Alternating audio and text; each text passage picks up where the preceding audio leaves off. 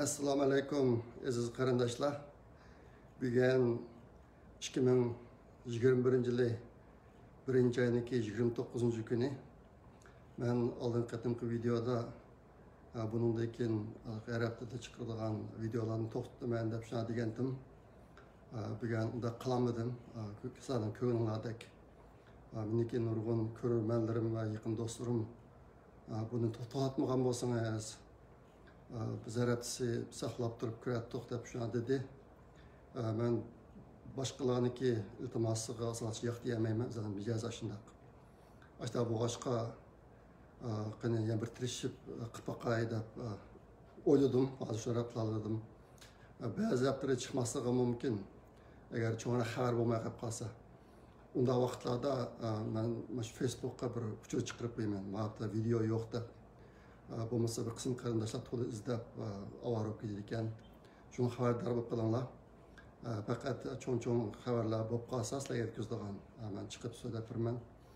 Endi hozir Amerikaniki siyosati intayin bir xil ko'ngilsiz ahvolga kirdi. Men bu to'g'ri so'zlamayman imkon bor. Nemishqa desanglar bizga foydasi yo'q. Uyg'urlarniki dadi o'ziga yetib oshidi. Ashta boshqa biz o'zimizniki vaqtini, zehnimizni yana o'zimizniki ishlarga baraq jig'inchoqligimiz yaxshi. O'tgan bo'g'ashlarniki ba'zi bir davomi bor, ular to'liq so'zlayman, lekin bir qism konkret ahvollarni so'zlamayman. Hozir Amerikadagi o'zgarishlarni ehtimol hammalar ko'rib turibsizlar, ajoyib o'zgarishlar bo'lyapti. Shuni buni oldinlar deb qo'yay. Ba'zi joylarda Xitoydagi ahvollar to'liq to'xtalishi mumkin. Uyg'urlar bilan munosabatli ahvollar to'g'riliq. Ishqilib o'zim muhim degan uchurlarni yetkazaman. Vatandan kelgan yangi uchurlar buni Uyg'ur axborot markazi arab tilida chiqarayotgan haftalik programda ko'rsanglar bo'ladi. Shu yerdan ularni tayyorlab qilib chiqaryapti. Bu ishni butunlay fidoyilik qilyapti asosiyatdan. Ondan keyin Uyg'ur Project Fondimi butunlay fidoyilar mondirdi. Xabaringlar bo'lib qolsin. Bo'lsa qo'llab qo'yinglar, agishib qo'yinglar YouTube kanaliga. Uyg'ur axborot markaziniki YouTube kanaliga agishib qo'yinglar. Biz u yerdan pul topmaymiz, lekin bir hafta qattiq ishlab bu programmani ishlagan qarindoshlar bunga agashishlarniki ko'payotganligi, ko'payotganligini ko'rsa ularga ilhom bo'ladi.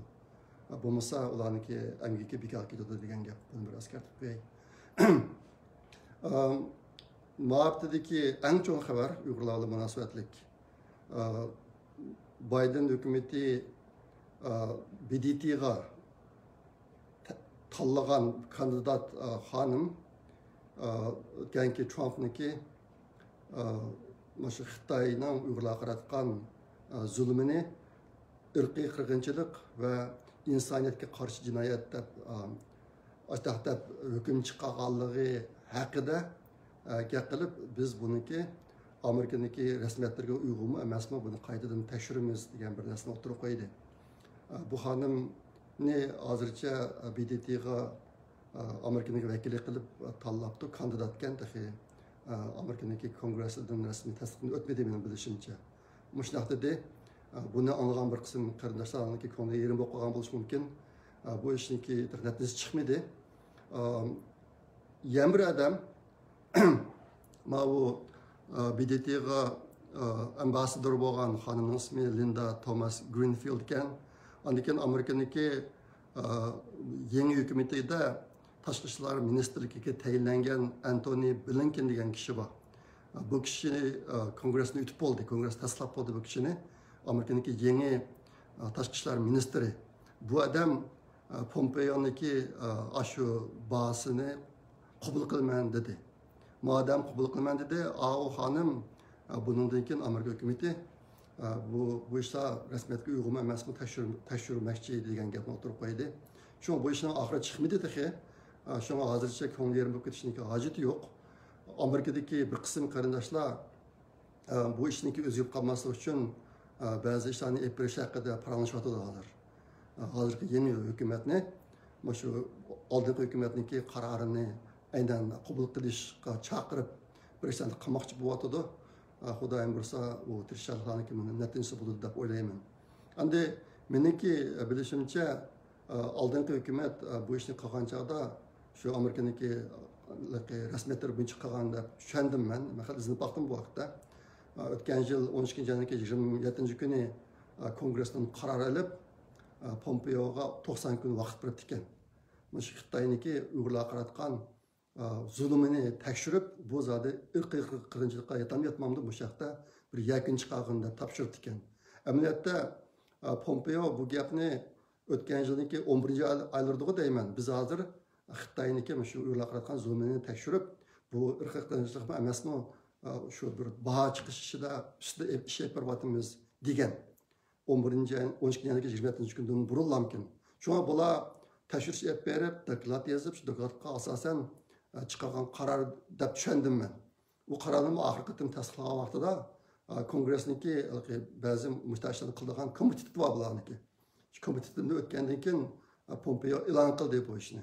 Meniki düşüncem aşında işe resmiyetke uygun da oylayamam ben. Eğer uygun emasda başka bir işler болып qalsa, hazırki Amerika'daki kırındaşlarındaki qıvatqan işleriniki biraz ünümü болып qala degan ümitde. İşqilib bu işdeki ahırlaşmadı. Hazırça bu doğruluk bundan köp oylap ketişinki hacet yok. İkinci çoğun haber bu haftadaki Trump'ni impeach qilish işi. Yani Trump'ni vazifasidan eptashlash işi. Bunu İngilizce impeachment deydi. Xabarlarda var, şu Düşenbe günü 8. yemen, Düşenbe günü o deymen, o etin 20. yısla kongreste senatörler yığın açıp, bu işini qanday qilamiz degan ish to'g'riliq bir qaror oldi. Bunun da şu senatorda Trump'ni impeach qiladigan ishini ep baramizmi, bormaymizmi degan bir narsaga birlashtirib tashlash bo'ldi bu kunisi 27. yısla. Neticede 55 adam şunda qilamiz dedi, 45 adam unda qilmaymiz dedi. Şunlar köp sonliqlarniki fikir bo'yicha Trump'ni impeach qilgan ishni senatordimi yapmoqchi bo'ldi 2-oyning 8 kuni. Endi impeachment degan apartment deganda huquqidan eptash etish degan gap. Endi hozir Trump huquqidan chiqib bo'ldi. Hatta bu boshqa vazifasidan chiqib bo'lgan odamni yana vazifasidan eptashlaymiz degan bu ishlarniki bo'lishi Amerikaning asos qonuniga uyg'un emas deb qarayotganlarni aytib ko'p hozir. Endi bu yerdagi shunday qilib bu senatorda bu qarab chiqish ovoz tashlash ishi elib berilmoqchi 2-8 kuni. Men o'tgan sizlarga tushuntirdim. Bu ish Amerikaniki Avam palatasidan o'tib bo'ldi. Avam palatasi xuddi bir sotki jinoyatchini axloqchilardan qarg'uvchi o'tirisida munozirani olib berib, eng oxiri qaror olgan ishga o'xshaydi. Amerikaniki Avam palatasi bu ish bo'ldi bo'lib, o Trumpni jinoyat o'tkazdi, impeach qilish kerak degan qarorini olib bo'ldi bular. Endi senatorning qilgan ishi bo'lsa, shu qarorini jazmlashtirish. Senatorda bilan tashlab jazmlashtirish. Xabarlarda bor, senatorda har bir shtatning 2 odam, jami 100 odam bor. Amerikada 50 shtat bor. Bir shtatning 2 senator, jami 100 senator bor. Odatda muhim ishlar bor vaqtida Amerikaniki muavin prezidenti o'zi xos partiyaga tava bo'lsa, shu partiya uchun bilan tashlasa bo'ladi ekan. Shundaqda hozir Kamala Harrisni bilan tashlaydi degan gap. Ashta bo'lgan chaqda hozir senatorda 51 demokratchi, 50 cumhuriyetçi bor. Albatta men degan bilan tashlashda 55 qo'shilib, 45 odam qo'shilmadi degan gap. Cumhuriyetçilerden 45 adam qo'shilmadi degan gap. 5 adam demokratchilar tarafga o'tib ketib, aşağıdan tam o'sha ovozni berdi. Endi 2-oyning 8 kuni bilan tashlashda bu ishga 3dan 2 qism odam ovoz bermasa, bu ish amaldan qoladi. Ya'ni 67 odam bo'lish kerak. Hozir endi 55 odam bo'ldi, Kamala Harris qo'shsa 56 odam bo'ladi. 45 odam alqachon ifoda bildirib bo'ldi, bu ish xato edi. Hatta bu boshqa 2-oyning 8 kuni bu ishniki amalga oshishidan umid zo'r emas. Hozir ahvol shundoq, bu to'liq bir tushuncha berib qo'ydim.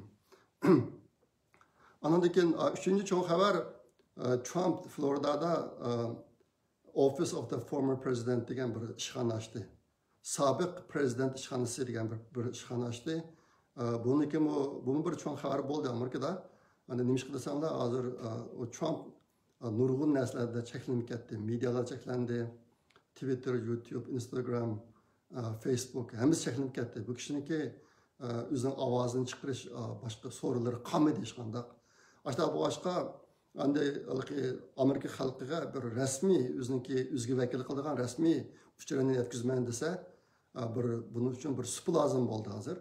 Hani Trump'ın qilgan maaşı nima desanglar, mush ishxonadan chiqqan xabarlar rost xabar, qolganlari rost xabar emas degandayroq o'ziniki maydonni ifodalaydigan bir o'rin qilib bekitib chiqdi deb tushunish mumkin buni. O'tganda Trump nima Vatanparvarlar partiyasida bir partiya quriydi ekan degan gaplar bak bulungan. Yaqinda bu gaplar sal to'xtab qoldi. Amerikadagi bir qism kishilar ikki kishida partiya qurilibdi. Vatanparvarlar partiyasida. Lekin bu Trump qurgan emas. Boshqalar quribdi bu partiyani Trumpni qo'llash uchun. Endi bu ishlar oxiri qanday bo'ldi, hozircha aniq bir narsa yo'q. Çünkü partiyaning gapi biroz suslashdi ma'lumotda. To'rtinchi cho'ng xabar Texasdagi bir parlament a'zosi, u kishining ismi Kyle Biederman ekan. Bu odam bir qonun qaror loyihasi chiqadi. Texasda umumiy xalqniki bilet tashlashiga soldigan. Bu nima u desanglar, Texas Amerikadan mustaqil bo'lib ayrilib chiqamiz deydigan bir narsa. Mushtax bir qaror loyihasini tuzib chiqib hozir tayyorlab qo'ydi. Buni bu yil 11-oyda umumiy xalqniki tasdiqiga soldi ekan bu narsani. Amerikada bu ishlar mumkin. Agar bir shtatlar olib chiqitaman desa, ashta qilib bo'ladi Amerikaning rasmiyatlari bor. Bu yerda bir tushunib qo'ygan ish bor. Texas shtati bilan boshqa shtat o'xshamaydi bu ishda. Masalanga agar Amerikadagi boshqa shtatlar mustaqil bo'lmoqchi bo'lgan bo'lsa, burun Havaymi Mossada yo'llanib boqqan, Kaliforniya yo'llanib boqqan, biz Amerikadan chiqdimiz mustaqilimiz deb. Lekin bular amalga oshmagan. Sababi nima desanglar, uning rasmiyati intayin murakkab. Masalanga mundaq 5 cho'ng qadamni besish kerak ekan. Birinchisi shu shtatniki bilet tashlashga qatnashgan aholisiniki 3dan 2 qismi ma'qullash kerak ekan. 3dan 2 qismi odam. Shu shtatniki nopsi. İkincisi shu shtatniki parlament a'zolariniki 3dan 2 qismi qo'shilish kerak ekan. Ondan keyin shtat boshlig'i imzo qo'yish kerak ekan. Bu ikkinchi qadam. Üçüncüsü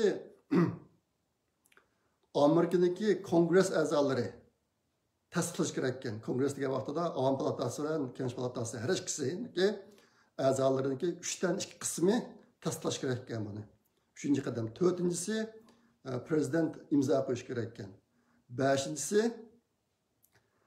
qolgan 49 shtatniki parlament a'zolarining 3dan 2 qismi ma'qullash kerak ekan. Qolgan 49 shtatniki parlament a'zolarining 3dan 2 qismi. Ashta bu boshqa odatdagi shtatlarniki bundaq mustaqil bo'lishi oson emas ekan. Nayt qiyin ekan. Shunga burun ba'zi shtatlar mustaqilmiz deb o'tirib chiqib boqqan bo'lsa-mu, bu ishlar qat'iy bo'lib boqmabdi ekan. Abak rasmiyatlarni o'tanmay. Lekin Texas biroz alohida. Men bu to'g'riliqsaga bir necha qatim so'zlab berdim, nimcha alohida ekanligi.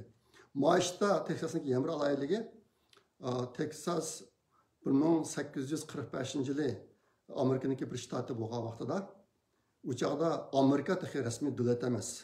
Birlashma Federatsiya Amerika Birlashma Shtatlari deymiz ismini.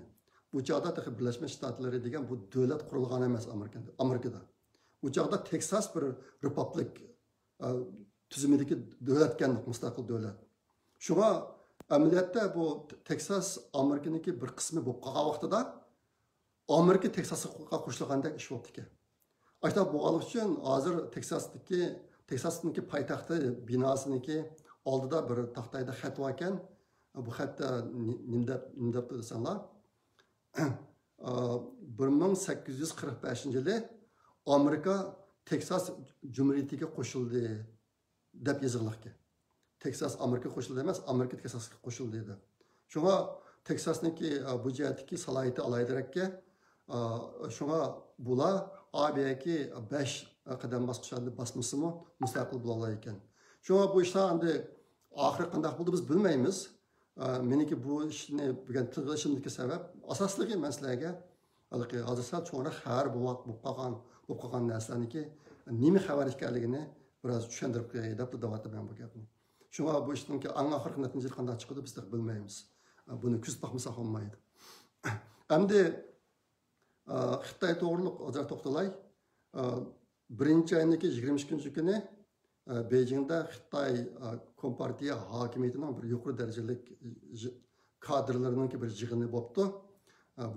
Bu yig'inda Xi Jinping so'z qildi. 23-yilda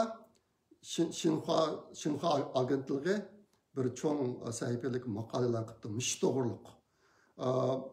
23-yilda e'lon qildi.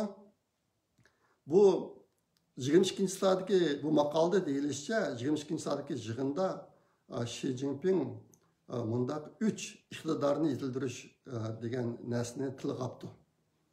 Birincisi siyosiy hukm chiqarish iqtidorini yetildirish, ikkinchisi siyosatni tushunish iqtidorini yetildirish, uchinchisi siyosatni ijro qilish iqtidorini yetildirish degan narsani.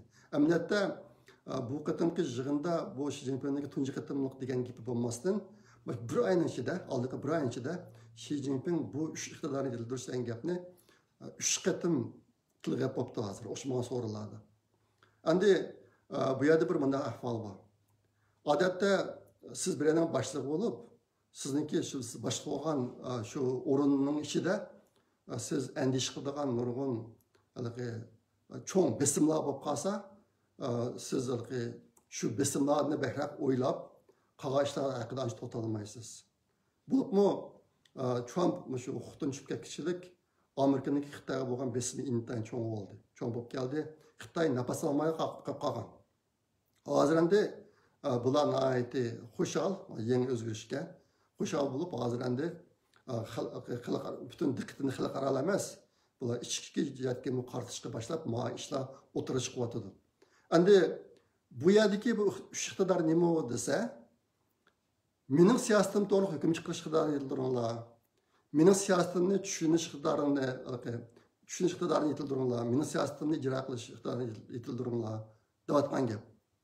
Odam o'zida nim qon bo'lsa shu to'g'ri so'zlaydi. Demak, Xitoyda hozir Xi Jinpingni ancha himoya qilmaydigan, Xi Jinpingga ancha agashmaydigan bir xil kuchlarniki vujud qilayotganligini ko'rsatadi. Halbuki chiqqan maqoladagi birinchi kichik temasi mundaq ekan. Utur etishga bo'lmaydigan kurashda utur etishga qat'iy bo'lmaydi. Birinchi temasi. Bu yerdagi kurash degan narsa qandaqdir Amerika bilan xalqaro o'rtasidagi kurash yoki Xitoyning ichidagi iqtisodiy kurash emas bu. Bu yerda davatqini siyosiy kurashni davatadi. Lekin bu maqolaning ikkinchi temasi, kichik temasi siyosiy chirklik eng cho'ng chirklik ekan. Siyosiy chirklik eng cho'ng chirklik. Nima bo'lib bu narsa o'tirib chiqib qoldi degan chog'da hozir Xitoyda Xi Jinpingniki huquq o'rniga tahdid solaydigan bir xil kuchlar vujudga keldi degan gap. Ashta bu boshqa hozir ma'noslar o'tirib chiqyotdi. Shunga ba'zi analistlar deydi, hozir endi garchi Xitoy Amerika bilan bo'lgan munosabatda bundan keyin o'ziga bir foydali sharoitga qarab minayotgan bo'lsa-mu, lekin ichki jihatdagi qarshilik kuchlariniki ta'sir bilan ag'dirib tushishi mumkin, parchalanishi mumkin degan ko'z qarashlar bor hozir. Men buni burun bu xili ko'p degan sizlarga men ikki yerdan cho'ng umid kutaman deb. Birisi Xitoyniki, birisi shu Amerikaniki besim bilan Xitoyning ag'dirilishi, ikkinchisi Xitoyniki ichki jihatdagi bo'linishi bilan Xitoy hokimiyatining ag'dirilishi. Agar qaysi tarafdan bo'lishidan qat'iy nazar Xitoy hokimiyati ag'dirilsa, Uyg'urlarga bir cho'ng umid keladi. Shunga bu vaqtda men shu to'xtalib dedim. Endi oxirida yana bir tilga qo'yadigan narsa, hozir zamoni xabarda bor Xitoyda virus intayin yamarab ketdi. Nurg'un yerlar taqilib ketdi. Odamni ajablanadigan bir ahvol bor bu yerda.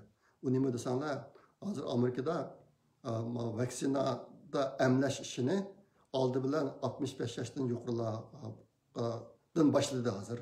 Nurg'un o'rinlarda shu emlashni qilib beryapti 65 yoshdan yuqori odamlarga. Xitoyda bo'lsa, qarilar bilan kichik bolalarga qilmay buni o'tirdagi yoshlardagi kishilarga qildiribdi bular. Amerikaning aksini qildiribdi. Men bu xabarlarni anglagandan keyin bir xil o'ylab qoldim. Men 2017-yili bir yil siyosiy maqolalarni tayyorlab to'g'ri chiqarib qo'ygan. Al-Ruhlan degan ism bilan. U chaqda mening asldagi maqsadim bu maqolalarni keyin to'plam qilib, bir kitob qilib, vatandagilarni ko'radigan bir narsa qilay.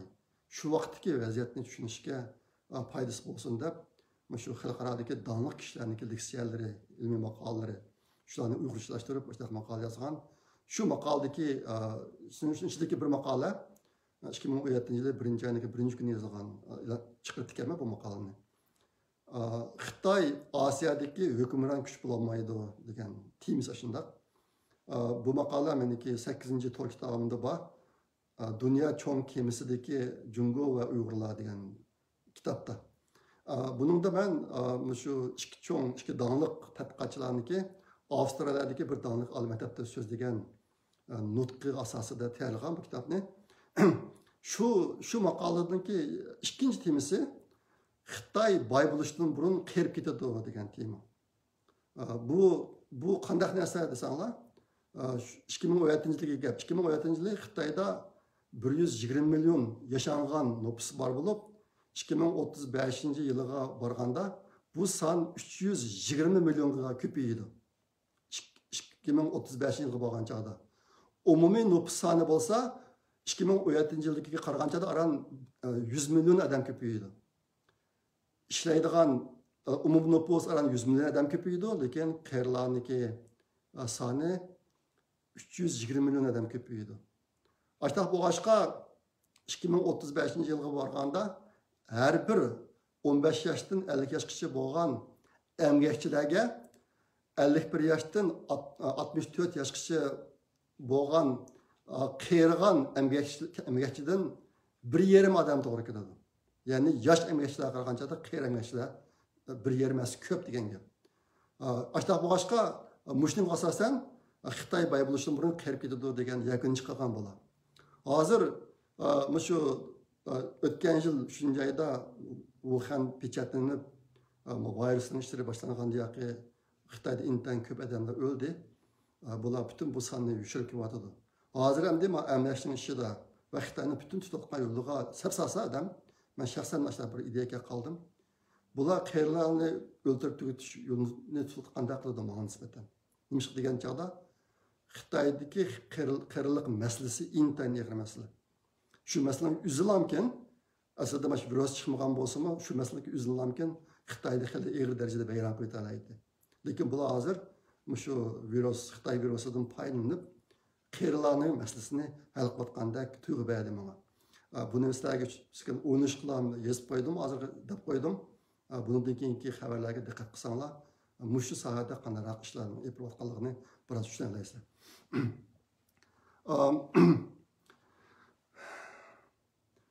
Shunday qilib, bugungi deydigan mazmunlarim shu.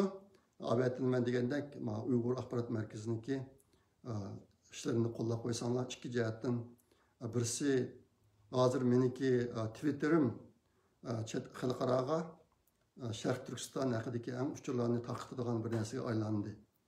Twitter o'ynaydiganlar qanday biladi.